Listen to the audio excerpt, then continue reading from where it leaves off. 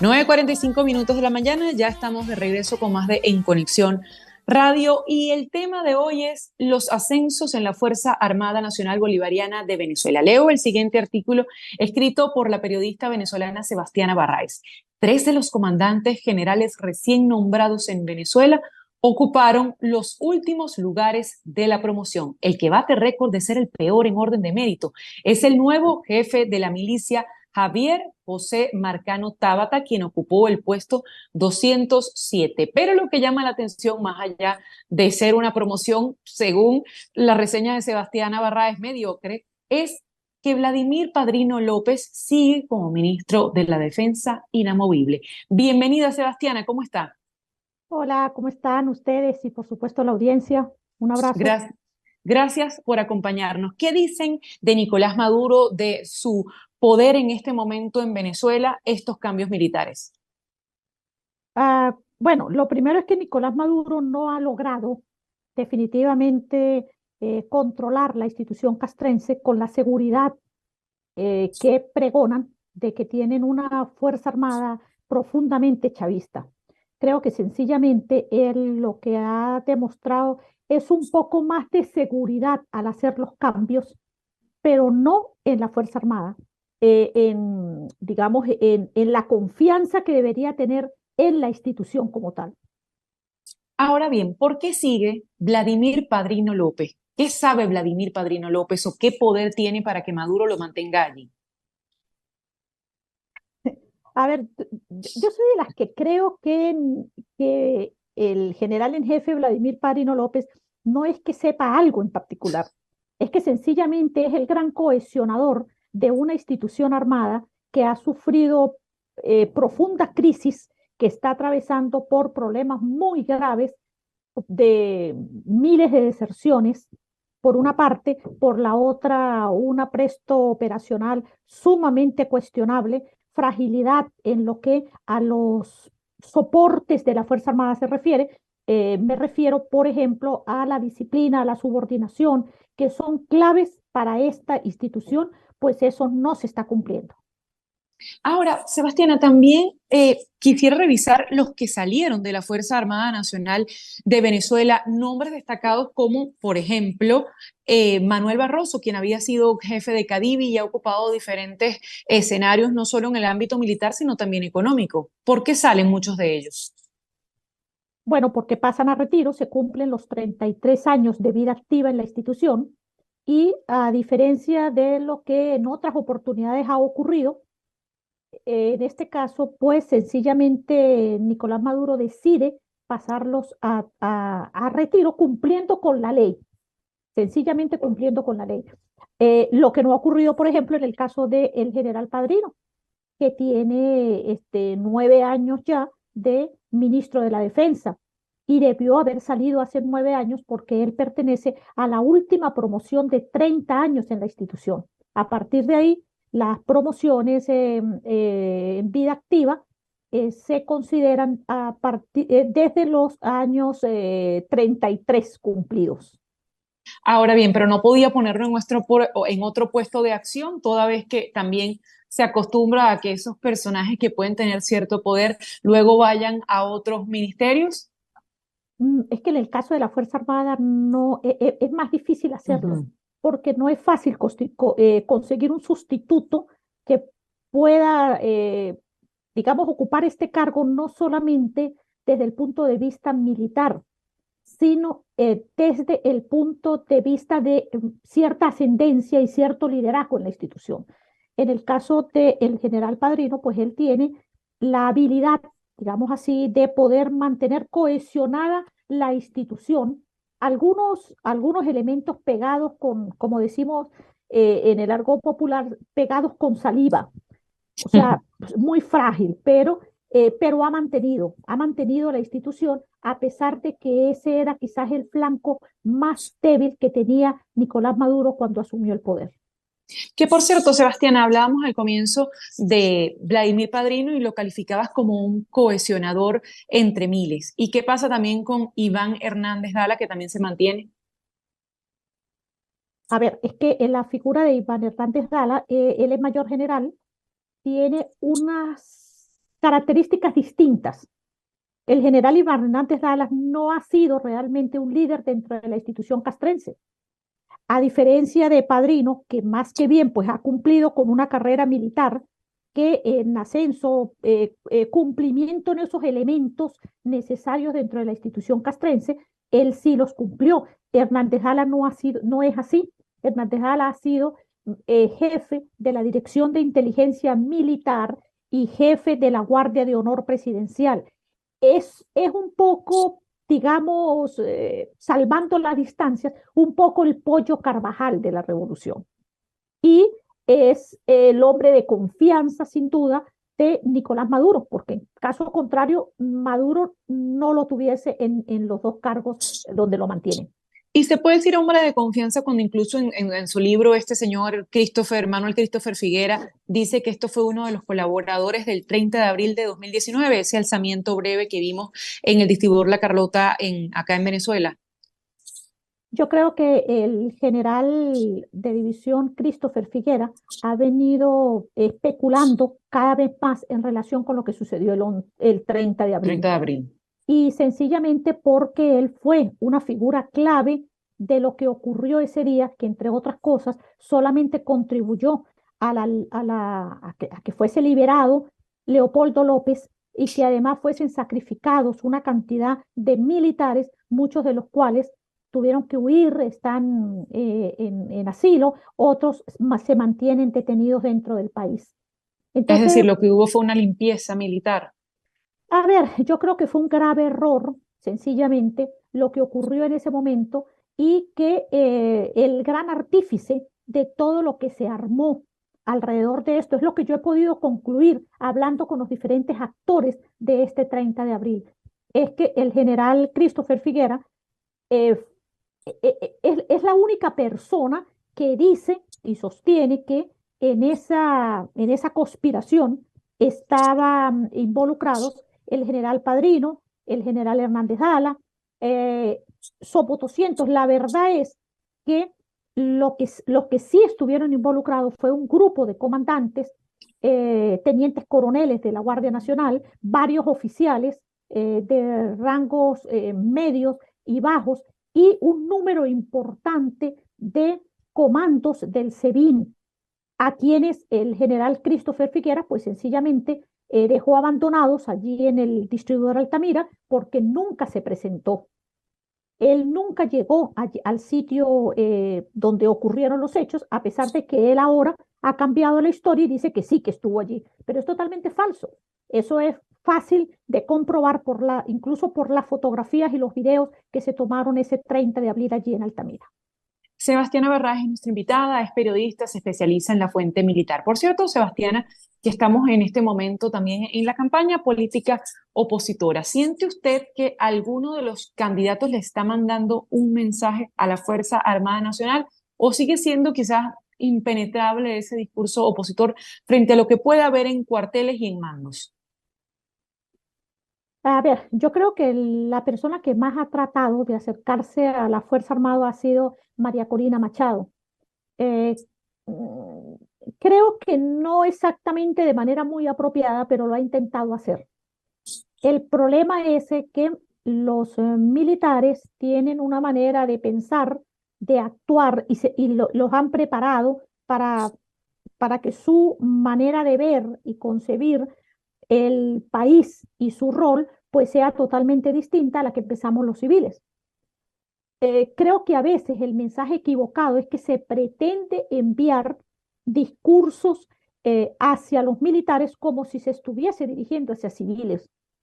Y creo que ahí ha sido fundamentalmente el error de todos estos años en el que diferentes actores políticos desde la oposición y de sectores neutrales, digamos, han tratado de llegarle a la institución castrense, de convencer a los militares de hacer cumplir la Constitución, de que la cumplan ellos y de que la hagan cumplir, como están obligados según la propia Constitución de la República Bolivariana de Venezuela.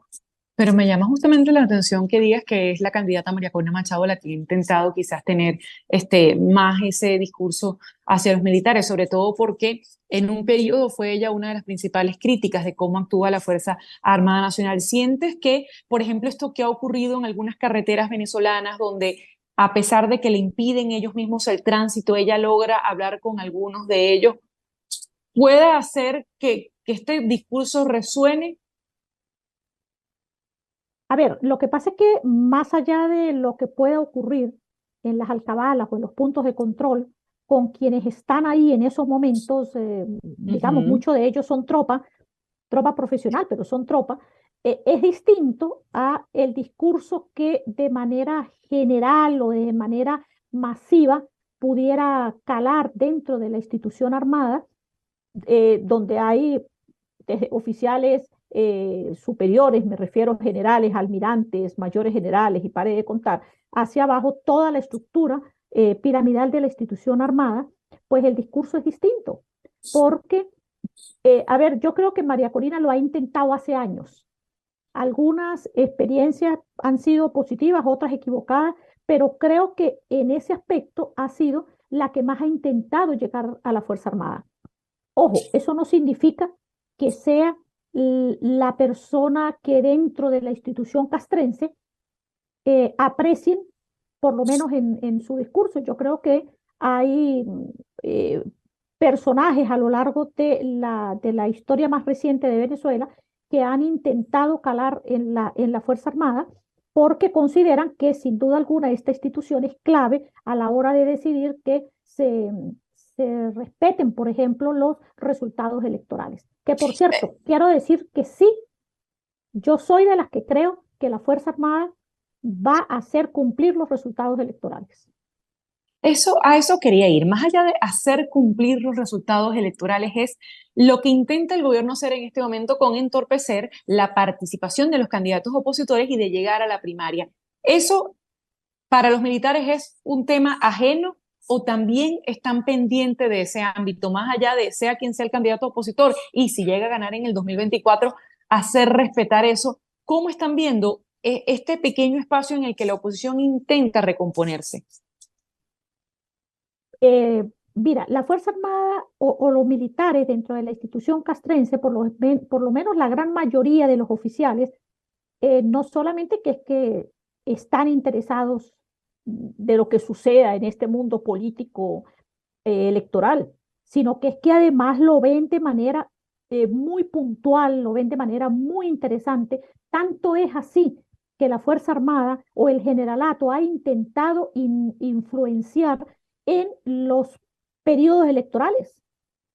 Nunca antes habíamos visto que la Fuerza Armada, por lo menos antes, lo que incluso ni siquiera en la época de Chávez, la Fuerza Armada intentó de manera tan vulgar interceder, influir en los resultados electorales, como lo ha hecho, por lo menos, yo recuerdo en el año 2015, porque ellos instalaron una especie de, a ver, no sé si es la palabra correcta, pero sería un CNE Ujú. paralelo, un CNE paralelo. ¿Por qué? Porque utilizan toda esa fuerza que tiene la institución desde el punto de vista personal y de las armas para ellos llevar su propio pulso y por supuesto muchos creen que eso pueda ser definitivo en las elecciones. Yo soy de las que creo que el generalato y el almirantazgo de la institución castrense no va a poder controlar yo creo que esa ola que ocurre en los sectores medios y bajos de la Fuerza Armada ante los resultados electorales que ocurran próximamente, pues. Y no sería, Sebastiana, simplemente con represión interna que pudieran acabar lo que usted califica como esa ola en los mandos medios, porque mucho se ha visto esos intentos, no, esa contención que ha tenido durante los últimos años la parte alta del alto mando militar contra los pequeños alzamientos, rebeliones o pronunciamientos que hay, todos han sido derrotados. Bueno, a ver, es verdad que creo que la suma son como 23 operaciones, algunas creadas, alimentadas con informes falsos, otras reales, de todo lo que ha ocurrido en este periodo en el que Nicolás Maduro está en el poder. Creo que el año 2018 fue fundamental y el año 2019, pero Eso, a ver, ¿cuál es el resultado de eso? Que tengamos las cárceles llenas de militares presos políticos, de oficiales de alta graduación, de algunos con ascendencia, con liderazgo, algunos, la verdad, también corruptos y no precisamente porque tuvieran, digamos, que tuvieran actuación destacado, pero sí hay un número importante de oficiales, esos presos políticos que han sido referencia dentro de la institución armada.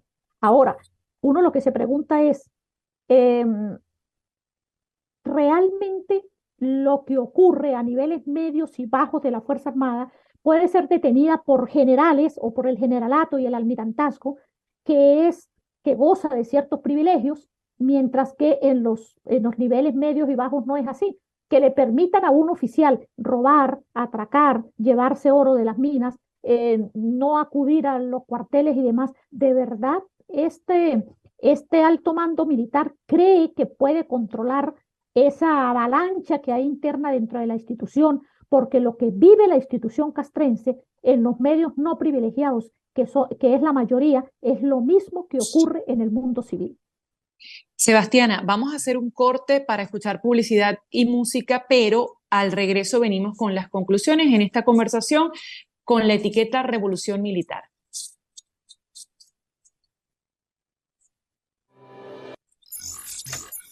César Miguel Rondón, en Conexión Radio.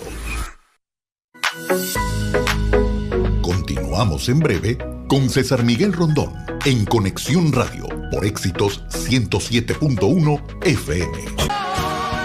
Pero seguimos en esta conversación con Sebastiana Barráez, periodista venezolana especializada en la fuente militar y quien durante todo el fin de semana ha dado cuenta de esos ascensos y cambios en la milicia venezolana, en la Fuerza Armada Nacional. Sebastiana, hablabas de los militares presos. Hay al menos 113 militares en prisión como parte de lo que tú también decías, son unas 23 o rebeliones o alzamientos o también capturas con pruebas falsas. Pero eso de que haya 113 militares y, de acuerdo con el Foro Penal, en las peores condiciones, con los que son más duros en la justicia, es precisamente con los militares, son los que reciben más torturas. Eso no hace que esos mandos medios de los que tú hablas, que serían esta ola para impedir que se desconozca el resultado electoral, puedan estar apaciguados.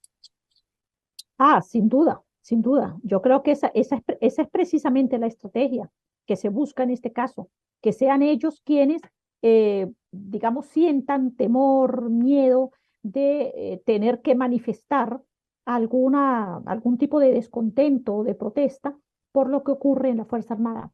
Fíjate, hay un hecho, el caso de un oficial, Ikber Marín Chaparro, que está detenido, él es teniente coronel, fue detenido en marzo del 2018 y está detenido por haber manifestado que había que mejorar las condiciones que tenían sus subalternos, que él consideraba, al igual que los otros comandantes del grupo, que debía dársele mejores condiciones, que era bochornoso que ellos no pudieran responder ante sus subalternos.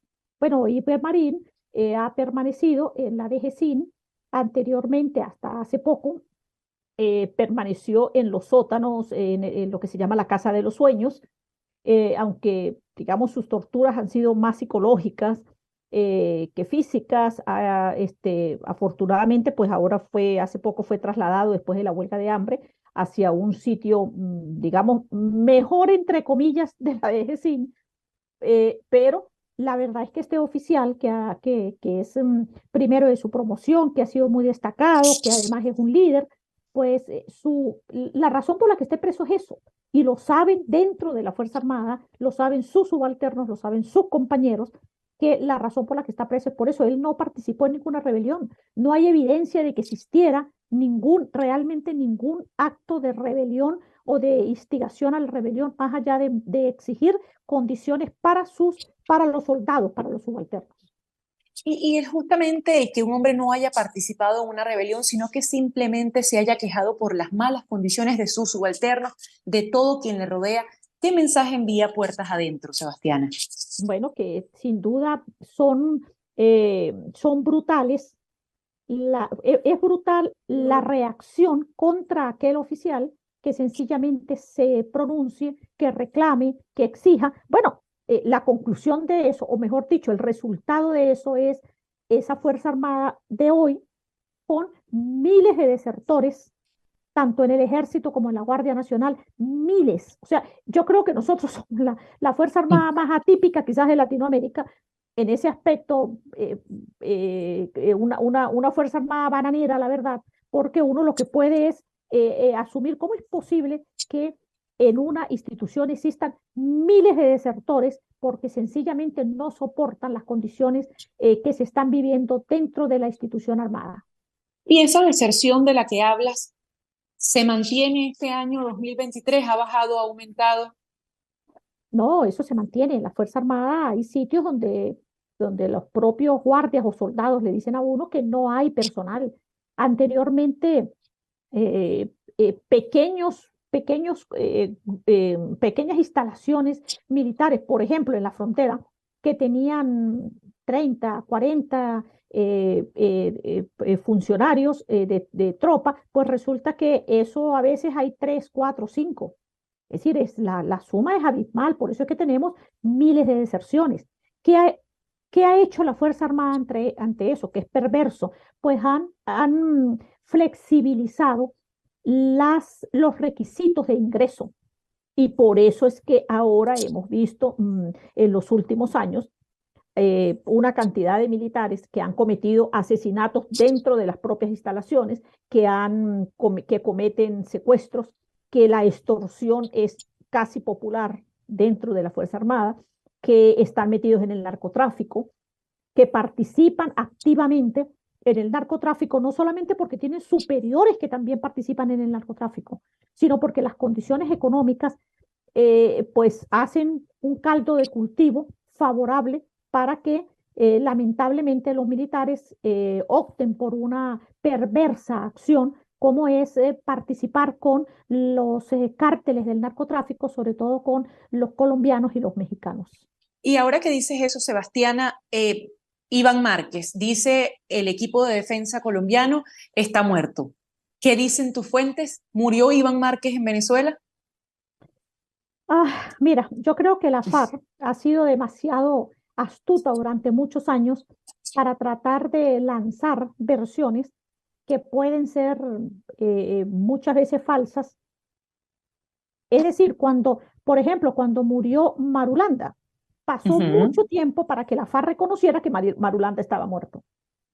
Y en otros casos, sencillamente, cuando la gente dice cuando ellos mismos dicen que está muerto, resulta que a veces es simplemente una estrategia para sacar del radar a uno de esos cabecillas. Así que creo que en el caso de Iván Márquez, lo que sí supe el año pasado por fuentes en el estado Apure es que él en efecto fue herido, él salió herido de allí de una acción que por cierto muchas fuentes colombianas dicen que fue el ejército venezolano. Yo tengo entendido que fue la propia FARC, otro sector de la FARC que también funcionaba en el estado Apure, que fue el que finalmente terminó ejecutando esta acción contra él. Pero a estas alturas no sé realmente, y la verdad es que no me he preocupado mucho por ese individuo de saber si sigue o no vivo. Y Sebastiana, ya para despedir esto finalmente en 2 minutos, si puedes alcanzar ese tiempo, siempre se hace el balance cuando hay cambios militares de qué jefe perdió, cuál ganó, cuál tiene más. Y siempre se nombra en todo esto al diputado del Partido Socialista Unido de Venezuela, Diosdado Cabello. ¿Pierde, gana Diosdado Cabello con este cambio en la Fuerza Armada? Diosdado Cabello ha venido perdiendo desde hace mucho tiempo. Creo que algunos respiritos que ha tenido en algún momento determinado ya no cuentan. Su pérdida de imagen, de liderazgo, de ascendencia sobre grupos que controlaban dentro de la institución armada, pues ya no existe. Está muy minimizado. Sebastián, 1.000.000 de gracias por haberte conectado con nosotros. A ti y a la audiencia. Sebastiana Barrás es periodista venezolana, articulista de decenas de medios como Frontera Viva, también Infobae y especializada en la fuente militar. 10:14, cambiamos de tema a esta hora. César Miguel Rondón, en Conexión Radio.